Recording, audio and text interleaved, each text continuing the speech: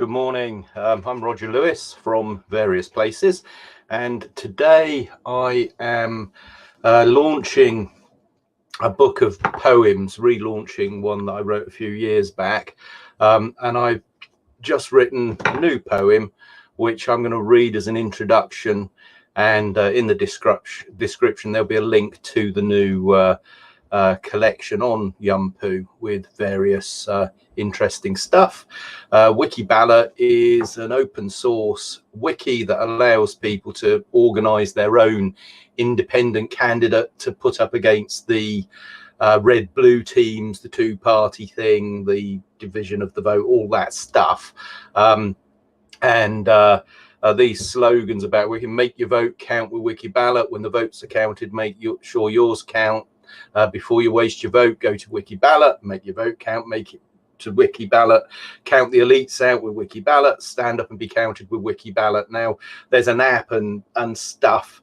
I did this a couple of years ago, this work, and with my work, I find that periodically I get back to the crossroads. It's a little bit like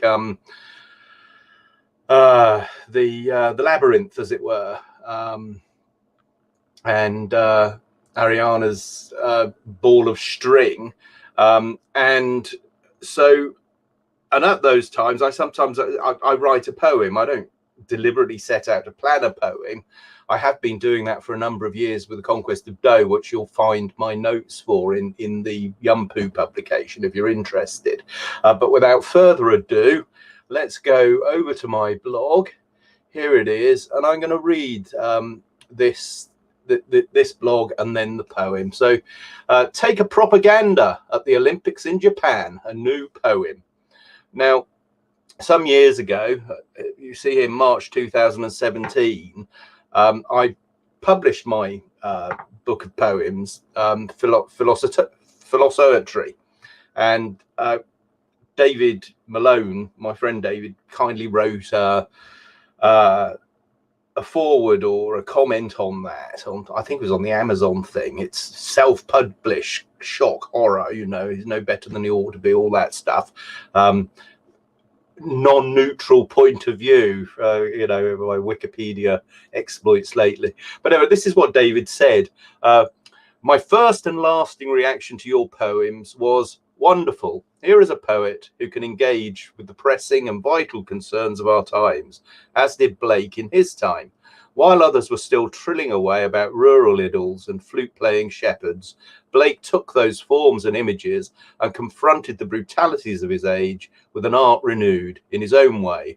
Roger is doing the same. It was very nice of David to say that.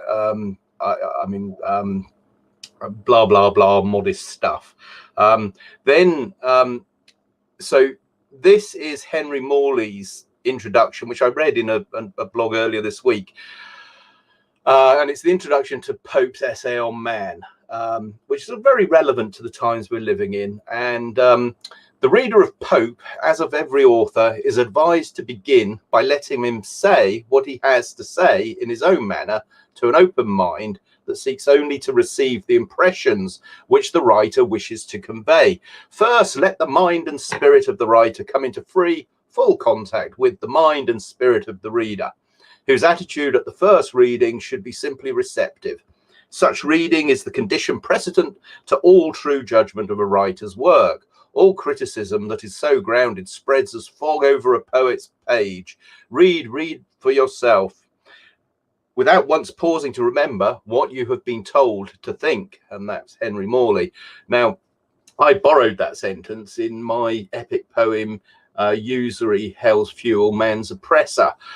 Now, that poem actually came out of a long discussion on a blog which David did at the turn of 2016 to 2017, I think it was. And it was called Rebranding Dissent, and it's prescient, almost sage-like as to the stuff that's happening at the moment.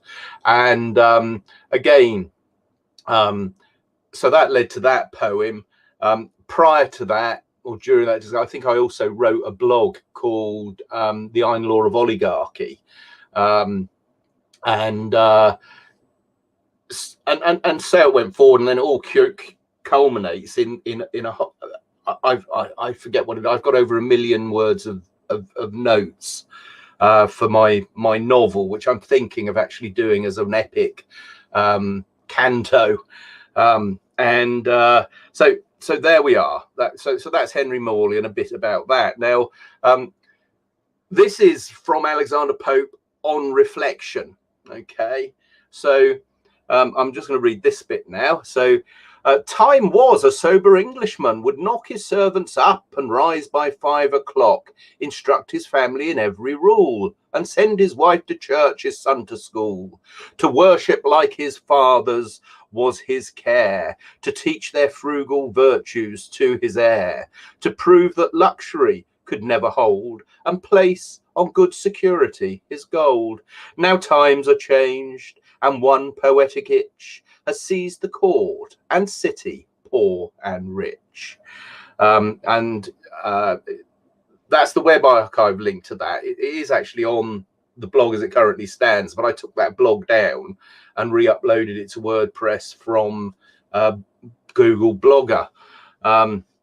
So when I did this post, as I say, back in 2017, I said that when I sat down on my computer today to recap, I looked at Facebook and realized that discussions disappear very quickly.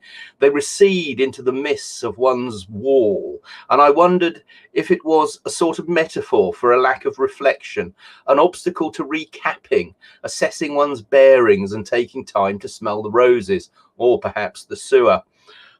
I looked at a page of quotes on reflection and was struck by this one from Alexander Pope.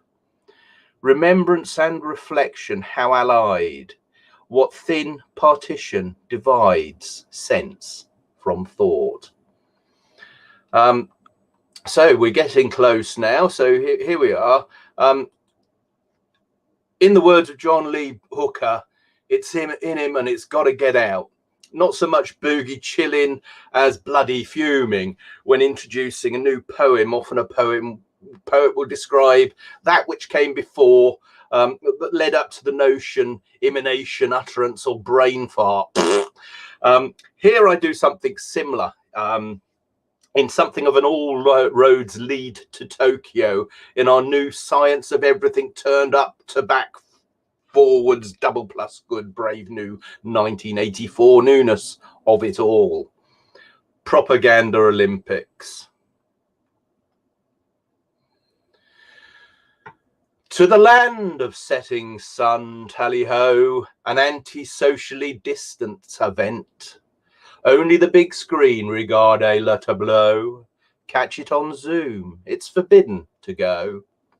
Unprecedented, they said, since the war. Nuremberg was, I suppose, before, yet what of 74, 78 and 82? Room 101, 1984. Best enjoy the spectacle, don't make a furore. Google geopolitical advantages, Facebook your allegiances, scream it down YouTube once more, Wikipedia sets it in aspic, forsworn.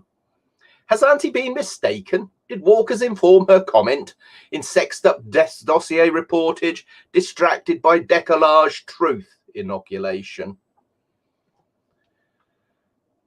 And that is my comment on the current times in a short poem.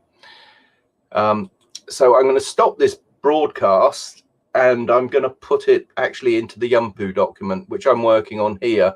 So this will get progressed and you'll see this document will have in this space that poem that I just read right here now.